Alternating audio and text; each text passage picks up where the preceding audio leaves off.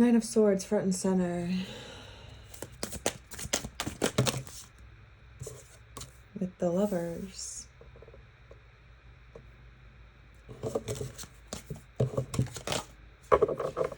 Someone's feeling uneasy about a connection. Gemini energy. Eight of Wands. So it looks like somebody has maybe met, okay. So before I took this reading, I randomly open up the Bible sometimes if I feel called to. I don't just solely read the Bible, FYI. I read everything, but sometimes if I feel called to open it, I'll randomly open to a page, and the page that it opened to today was about Jezebel. And strangely, now these cards are kind of showing something of the sort, where there's a man and a woman, there's anxiety and insomnia, and something that kind of hits you over the head fast, right? So this might be a reading for men, but take it as you will. This is an open reading. It's hard for men to connect. We all know this. We all know that men usually have a harder time connecting emotionally, and there's a huge epidemic of lonely men. And usually the fastest way for men to feel intimacy is through physical contact, right? We all know this. But the real reason isn't just to physically feel good, even though that's part of it. It's also a way to mentally put down your boundaries and feel intimate emotionally. Usually it's after the fact, right? They can feel soft and caring, right? They can put down their boundaries because they committed an act, if you want to word it that way, that open their heart up sometimes, right? If you make love to somebody, you have that feeling afterwards of feeling content and snuggly, let's say, right? But the problem here is that if you don't vet your partner correctly, you can get in bed with a Jezebel. I don't want to keep using that word, but that was just the topic for today. So I'm going to go off of that subject, which is being tricked by a female that doesn't have the right intentions for you. We're all quick to jump in the bed of love, right? We're all quick to want connection. We're all starving for connection in some form or fashion. And men aren't excluded in that, even though they might put up a bigger boundary or wall around their heart. They too can become confused about who they're sharing their heart with. And this is what I'm getting with this, is that you have to be careful who you connect with on a heart-based basis, because if you get in bed with the wrong person, your body will know intrinsically that this person is not good for you. But your mind might want to rationalize it into existence anyway. But you might feel this still, even though you don't want to, right? So as much as you might want to be with someone on a surface level, they might look good on paper, they might be very beautiful to you, they might act a certain way to make you feel like they are a certain type of person, but there's no real evidence yet of that person being good for you. So if you fast forward too much and go right into love, or thinking that you love someone because you're physically attracted to them, or you think that they're good for you on paper, it does not necessarily mean that this person is good for you. That's what I'm getting here.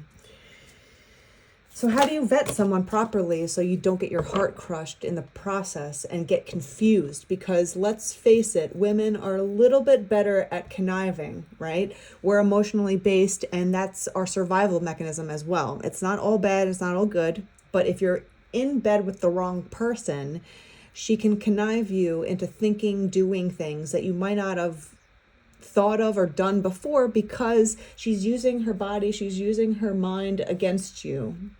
She's not there to be loving towards you. Some women will come into existence, Nine of Pentacles, to gain some sort of stability from you, right? And it's not a loving stability, right? She's not coming towards you in the name of love. She's coming towards you in the name of your money, in the name of your wallet, in the name of what you can give to her. If she knows, if she's manipulative, that she can get in bed with you, make you think that you're in love with each other, especially if she's attractive and you find her attractive, it's a weapon, right? It doesn't necessarily mean that every attractive woman is going to do this to you, FYI. It's just a certain type of person, right? She is a gold digger, I guess that's a good word for it, right? So she'll use her weapons against you. And men need to know how to vet women properly as well, because we're all starving for affection and connection, but you don't want to give it away to the wrong person. She will pluck every little piece of money off of your money tree, right? And she'll break you down and confuse you on purpose.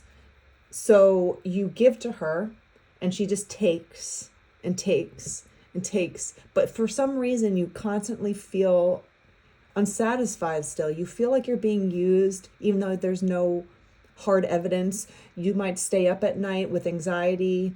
And one tactic of narcissists or people that are using you, male or female, is they use swiftness, the Eight of Wands. They use quickness and decision against you.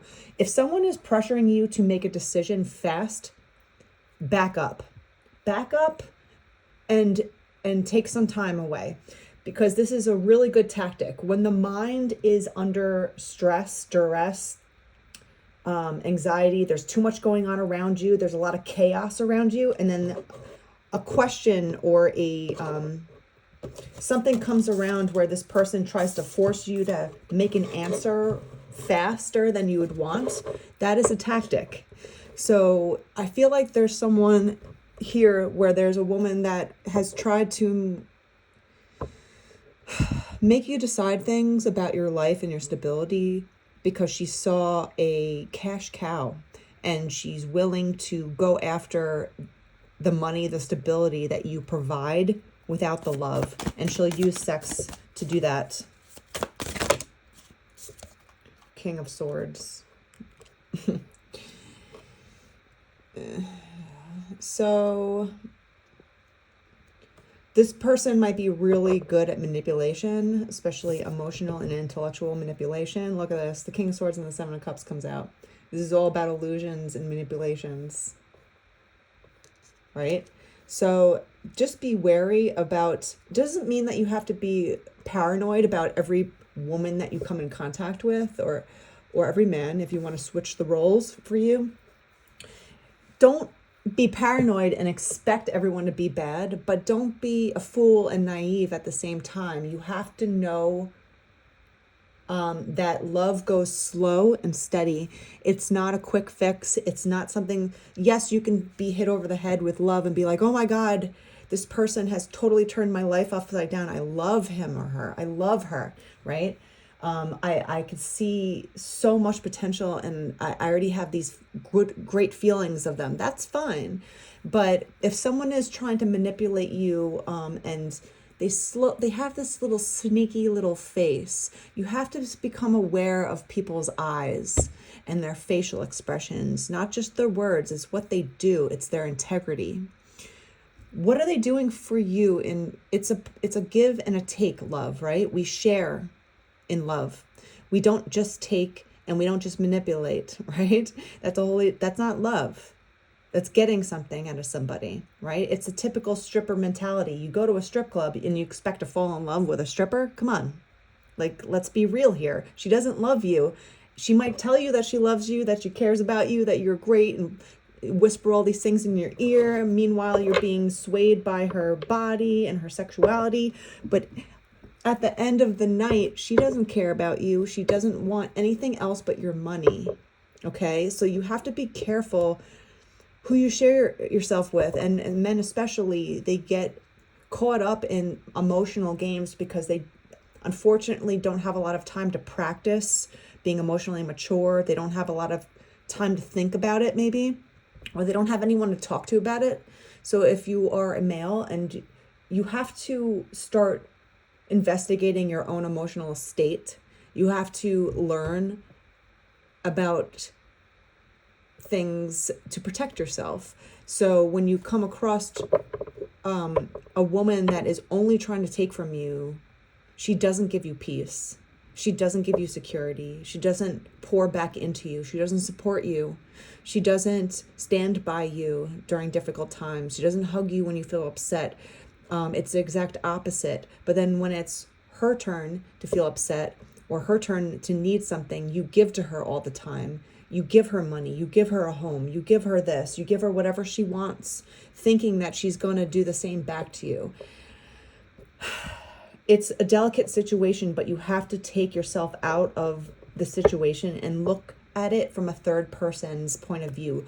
Look down on the relationship as if you were floating above the two of you, and see it from an unemotional point of view. Is this person giving to me? Is this person making me feel peaceful? Can I come home to her and feel like she is there for me emotionally, for my heart, not for my money, not what she can get from me, right? Status, or not having to work anymore. Now, this is not bad either. If you truly love a woman and you don't want her to work and you want her to stay at home and, raise a family, that's not bad. But you have to make sure that this woman loves you first, for you. If you lost all of your money tomorrow and you had to live in a cardboard box out of your car or something like that, would this woman stand by you? Would this woman still be with you? Right? You have to know for sure if this woman is going to be with you or not. Through thick and thin, through sickness and health. It's not just words. This is a contract, right? The Queen of Pentacles. Yeah. So this is definitely giving me like gold digger energy here, where she wants to be the Queen of Pentacles with the Nine of Pentacles paired together. It's huge stability with money and life. She wants to sit on her throne without having to do anything, right? It doesn't work like that. It's beautiful when a man can provide for a woman and she could sit on her throne safely and securely and know that this is her home, this is her family, and this is what she protects, right? She protects your heart. She protects your money. She protects your well-being. She helps you in other ways besides just taking from you or giving you physical intimacy. Yeah. It's beyond that. It's emotional intimacy. It's mental nakedness. So be careful if someone just comes at you and tries to get in bed with you really fast, because she might sometimes be manipulating you to get something out of you. Maybe it's not even money. Maybe it's reputation or something else, right? We have the Sun, and we also have the Five of Wands. This is another big sign of someone that's trying to use you, is that they take your happiness and then they fight you over it. The Five of Wands with the Sun. Say you come home from work and you succeeded in something that you've been trying to, you've been working on for a long time, or you got a deal, or you sold a business, or you started a business, whatever it is, right?